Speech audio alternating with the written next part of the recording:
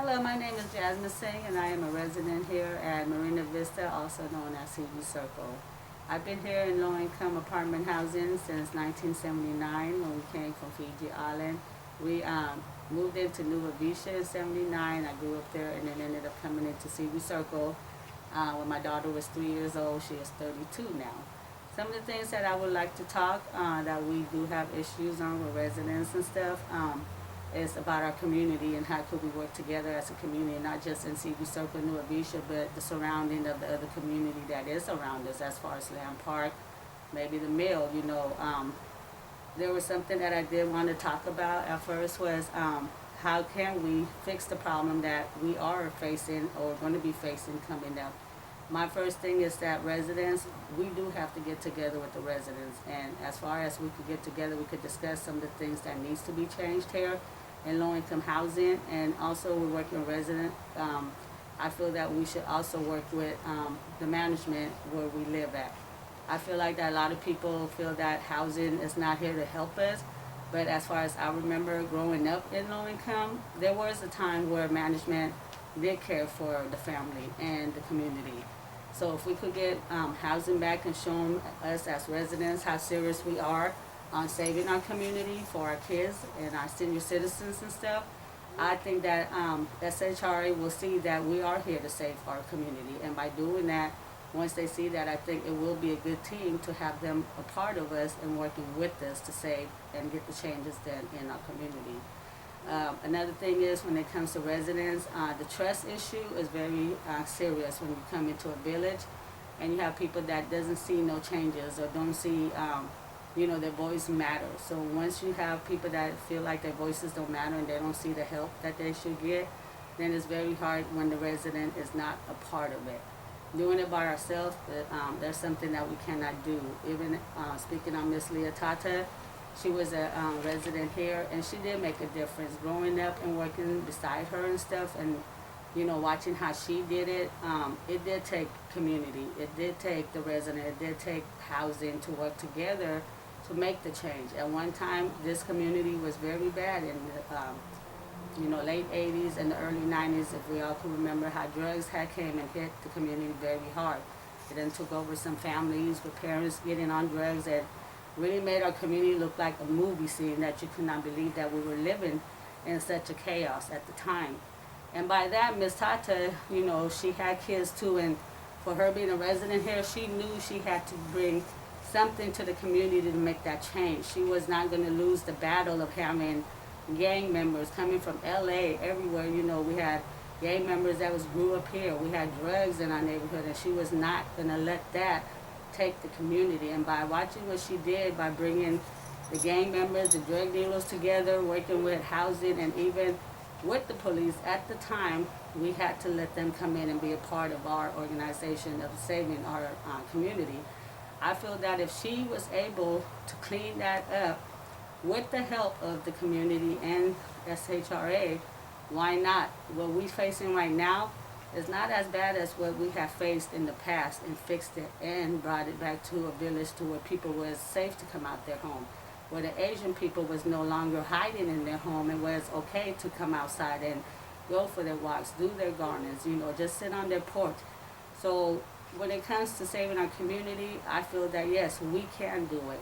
It is a lot of work. It does take a lot of commitment and trust, to keep it moving. When it comes to the website of Nextdoor, I do have a comment on that. At the time, I do remember when housing did put it out that we were going to have this online thing where as neighbors we could come together and talk. And by doing that, we could go online, be anonymous and all that stuff of what's going on in our community. Or even if we see somebody breaking into our unit, whatever, let's speak up, come together. It was a time that we did come together where we was a community and we worked together. Now when I hear the comments that are getting put on Nextdoor, I am not happy with it, because I am a resident here in low income, and I do work very hard amongst other people that is trying to make a change and bring it back to what it was. I understand coming from outside, we all have our opinions of what we could say, but I feel like before speaking those opinions on our community, get to know what's going on in our community, get to know the people that live here, the people that came out of our community. We have good people that came out here. We have people that went into NFLs. We have people that graduate, are in colleges, came out to be social worker, moved out, got home. So, being in low income does not put a bad label on us, because there are good people here. And even if we are having people here that's bringing in the problem, sometimes you just got to teach them. And if they're not willing to learn, then hey, that's when we got to come together and fix that problem. And if they're not willing to fix it and change, then yes, we as a resident, we have to do what we have to do to get those people out of here. So when it comes to next door, my comment to you guys out there, please do not judge us where we live at. Do not judge what's going on. The shooting that happened last year, yes, it was in our community, but it came from one bad seed. One bad seed should not make everybody look bad. The situation was one family that brought the situation in here. When it comes to residents, I feel that SHRA should screen the residents more. When it comes to you bringing people in our community, don't bring people that's from the south there, that comes from Meadowview, come from Oak Park, come from El Paso Heights. As we all know, the young generation, they're in arrival right now. So bringing in different people from different communities into one community, yes, you are going to have problems. You're going to have issues. You're going to have all kinds of problems, because you bring in so many people into our community that should not be here, because then they're coming with outsiders here, which they don't get along. So when it comes to our community, it is a safe place. It is a good place for our kids, for our senior citizens. So, I know what you guys see on the news. Hey, it's a free world. You have every right to speak on it. But before you speak and judge the book, get to know us, get to know what do we do. Because every time when our community go on the news, there's always something shooting or something happened, but they never put nothing on there of what is going on as far as us helping each other, saving our kids, working with our kids, working with our family, So sometimes, yeah, I see people come in here with their kids from the park, from the mill, riding through the bike. So apparently it can't be that bad if we have other family from Land Park and the mill coming in here with their kids, showing their kids probably, hey, this is another world right here. But it can't be that bad if you're bringing your kids in here to go bike riding. Another issue we're talking about when it comes to the Section 8 vouchers, I do have some information on that, because a certain family that did take the transfer and stuff. Majority of the people that I know, I could say a handful, they want to come back. When it comes to, hey, I know people want to move out here, get the Section 8, my thing on that is make sure you're able to afford where you're going. Going into a home, we all want a home. But when you get that Section 8 is not like it was in the past. Now Section 8, you just get it, it helps you pay your rent. You have to come up with your own deposit. You move into a house, you are responsible for everything. A lot of family have taken that chance to go because they felt that, hey, I'm going to get Section 8. It's going to be good for me and my kids. But at the same time, housing is not sitting down with families and telling them, especially if they see that this family is not working and they're on one base income. I feel that SHRA should sit down with these families and explain when it comes to getting a home, making that, choice of moving, that you do need this income. You do need to have a job, or at least have a second party in your home that's going to be able to keep up with the garbage. The bill will be higher than your rent, especially when it's winter and summertime. You running AC. I had a family that moved out of here. She wanted a home, better for her boys. She ended up having to lose her house. She had to live with people for almost a year because she couldn't find nothing on her Section 8. Plus her kids were grown, so now she's down to a 2-bedroom. Trying to get a 2-bedroom on Section 8 in a nice area is hard. I know, because she had to get a couple extension, and now she's in an apartment. And majority of the people that I know that goes into that situation, because down the line we don't know what could happen if you have health problem and stuff and you're not working. I tell people, don't take the Section 8 vouchers if you're doing a home. Maybe an apartment, yeah, you can survive on that. But housing needs to sit down with residents and really explain to them that the chances and the risks they're taking when they take these vouchers, that they're not going to be saying, hey, we got kicked out, or the landlord or the owner of the home wanted to sell their home. If they decide to sell their home, you got to pack and get out. And to me, I feel that's not fair to the residents, that once a landlord sell their home, you out, you're on your own. Section 8 is not even helping these families of what should be done. Landlord and Section 8 should have a communication, because if a landlord is going to sell his home, or a homeowner, then, hey, Section 8 should be notified to where they could help that family to find a place or whatever, so they don't have to pack at the last minute and be out within that 30 day. So there's a lot of things that is not put out there, because housing, they do make it seem like, hey, we can move you better, let's just go. To me, I feel like they're just trying to get rid of people out of the low income apartment so they could demolish this place, so they could stop having low income. And then once you get out there in the real world and you can't afford it, what's going to happen to you when you can't come back and we do not have low income housing no more?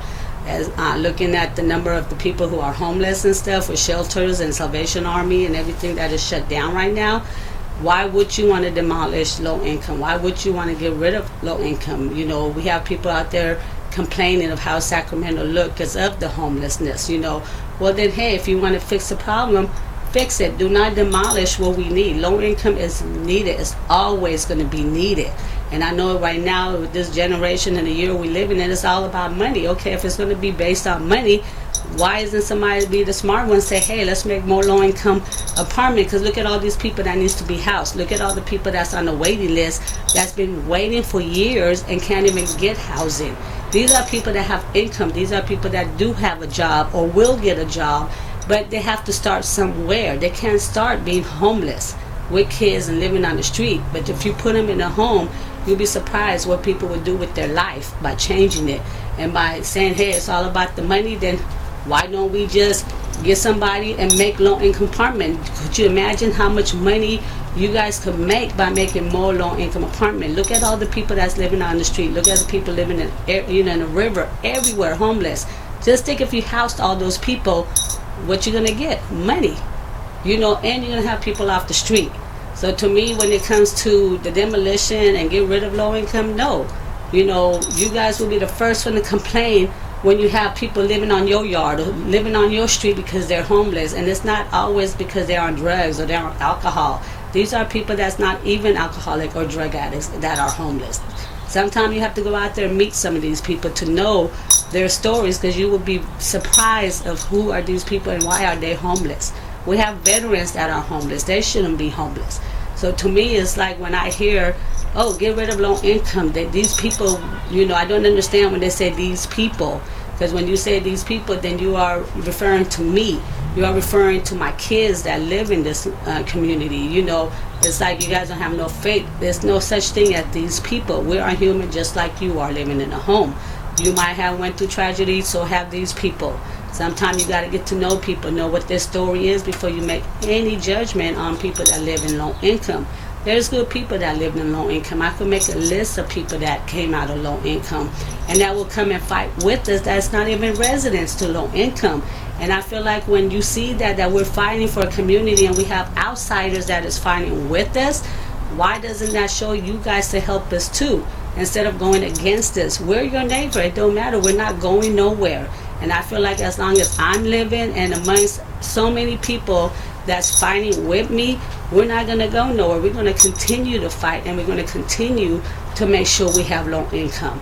Low income is not just for people to come live in low income and do what they want to do. No, it's not about that. It's about families who are trying to get somewhere. It's about families who want better for their kids. Or it could just be somebody who don't have nobody, and this is their family.